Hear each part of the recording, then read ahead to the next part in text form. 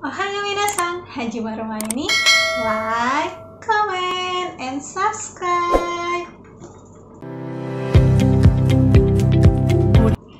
Hai para hijabers, pasti kalian pada galau ya, mau pergi ke Jepang tapi bingung, kalian tuh nggak pede sama hijab kalian. Jangan gitu dong, banyak banget nih pertanyaan yang masuk ke DM aku atau pertanyaan-pertanyaan tentang hijab yang ada di kolom komentar YouTube. Gimana caranya aku bisa tetap pergi ke Jepang dan kerja di Jepang tapi aku tetap berhijab? Ini yang mau aku jelasin ke kalian semua tentang berhijab. Gimana caranya aku bisa berhijab dan bekerja di Jepang? Yang pertama yang harus kalian tahu nih guys, bahwa nggak semua perusahaan memperbolehkan kalian berhijab. Karena itu udah tuntutan dari perusahaan. Ada beberapa pemagang yang harus bekerja menggunakan mesin, ada juga yang nggak menggunakan mesin, dan ada beberapa pekerjaan yang nggak memungkinkan kalian untuk berhijab. Nah, kenapa aku berhijab dan kenapa aku bisa berhijab saat bekerja di Jepang? Terutama saat menggunakan seragam pekerjaannya. Jadi, untungnya aku tuh lulus di perusahaan pengolahan makanan, yaitu PT Delicachef. Di sana, di Jepang itu yang namanya perusahaan makanan selalu safety dari pakaian dan dari pakaian seragamnya. Jadi, seragam perusahaan aku itu, seragam kerjanya itu semuanya tertutup. Cuma mata doang yang boleh kelihatan. Kayak gitu guys, itulah salah satu faktor kenapa aku bisa berhijab saat kerja di Jepang. Perusahaan makanan itu tidak memperbolehkan satu helai rambut pun terlihat saat kita bekerja. Jadi ini benar-benar kelebihan buat kalian yang bekerja di Jepang tapi di perusahaan makanan atau pengolahan makanan. Perusahaan apa aja ya, yang penting perusahaan itu perusahaan makanan, jadinya kalian diperbolehkan untuk berhijab. Peraturan seragam untuk perusahaan pengolahan makanan tuh untuk seluruh perusahaan yang ada di Jepang.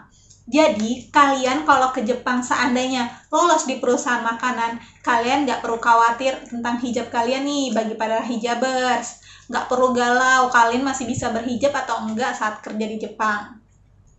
Karena seragam yang tertutup hanya mata doang yang kelihatan itu salah satu dari standar kebersihan perusahaan. Dari standar perusahaan makanan itu emang begitu, harus dari standar kebersihan, seragam, dan itunya tuh udah standar seluruh Jepang lah. Kalau perusahaan makanan tuh harus begitu seragamnya. Jadi bagi kalian hijabers nggak perlu takut berangkat kerja atau saat kerja kalian pasti menggunakan hijab. Bahkan tapi hijabnya emang beda ya, nggak kayak gini ya, topi kayak topi gitu, tapi bener-bener rambut tuh nggak kelihatan sama sekali. Ini sih alasan aku menyarankan kalian para hijabers untuk yang minat buat kerja ke Jepang, supaya daftarnya itu di bagian pengolahan makanan, supaya kalian tuh nggak perlu ribet lagi untuk berurusan soal hijab saat kerja di Jepang. Ada beberapa poin yang harus kalian perhatikan saat kalian menggunakan hijab di Jepang. Waktu aku di perusahaan aku itu ada beberapa peraturan yang harus kalian taati saat kalian saat kalian berhijab di perusahaan makanan itu. Salah satu peraturannya adalah tidak boleh menggunakan jarum pentul atau peniti atau bros atau yang lainnya. Jadi kalian sebelum berangkat ke Jepang harus sediain kerudungan langsungan kayak gini nih. Kerudungnya tuh kerudung langsung. Jadinya bukan pasmina atau apa gitu yang harus menggunakan peniti.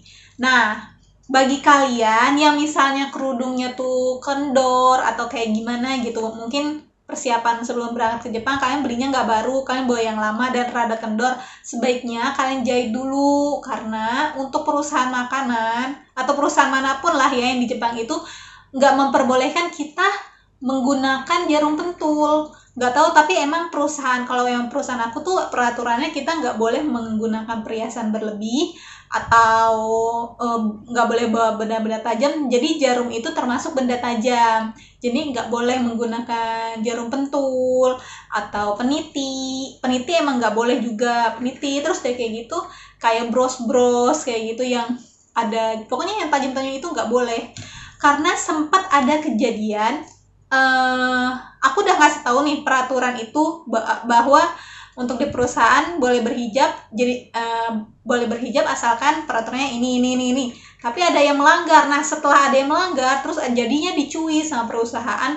Kalau dikasih peringatan sama perusahaan, kalau seandainya sampai ada ketemu lagi jarum pentul atau sejenisnya di loker, maka perusahaan tidak memperbolehkan karyawannya untuk berangkat kerja menggunakan hijab kalau masih ditemukan.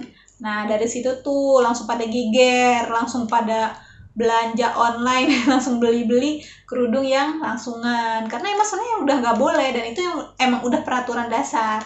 Jadi bener-bener kalian tuh sebelum berangkat ke Jepang harus prepare beberapa kerudung yang langsungan dibanding kerudung yang nggak langsungan ya. Karena selain sebenarnya ya kerudung langsungan itu lebih praktis untuk di Jepang sendiri ya. Tapi kalau untuk fashion emang kerudung langsungan tuh nggak bisa digaya-gayain atau kayak gimana. Tapi kan intinya berhijab itu kan yang penting tertutup. Jadinya kalian nggak perlu lah, udah nggak apa-apa lah pakai peniti, nyobain gitu. Jangan nunggu sampai ditegur dulu. Jadi kan sebenarnya ini kan kembali lagi ke kalian. Kalau seandainya peraturan dari perusahaan udah begitu terus kalian langgar, ya biasa kan orang Indonesia kan emang ada beberapa sih yang suka melanggar gitu, tetap berangkat kerja dan menggunakan jarum pentul. Dan beberapa angkatan aku atau yang setelahnya yang melanggar kayak gitu, tapi mungkin mereka belum berpikir ke depannya gitu kali ya. Jadinya sampai akhirnya ada peraturan benar-benar yang ada peringatan bahwa kita bisa dilarang berhijab kalau sampai ditemukan lagi orang yang menggunakan jarum pentul. Jadi benar harus prepare deh kalian tuh yang namanya kerudung langsung yang agak banyak gitu. Soalnya beberapa alasan kenapa mereka masih menggunakan jarum pentul, karena kerudungnya mereka tuh terbatas. Mereka tuh masa pakai itu lagi kayak gitu. Sebenarnya ada beberapa keuntungan lainnya saat kalian bekerja di perusahaan pengolahan makanan, guys. Dari pengalaman aku pribadi ya, jadi kalian tuh bakalan dapet, kalau aku ya, karena aku perusahaan aku tuh ngebikinnya tuh makanan salad gitu kan. Salad, terus bahan-bahan makanan-makanan yang setengah mateng kayak gitu-gitu deh. Pokoknya yang buat orang diet lah menunya.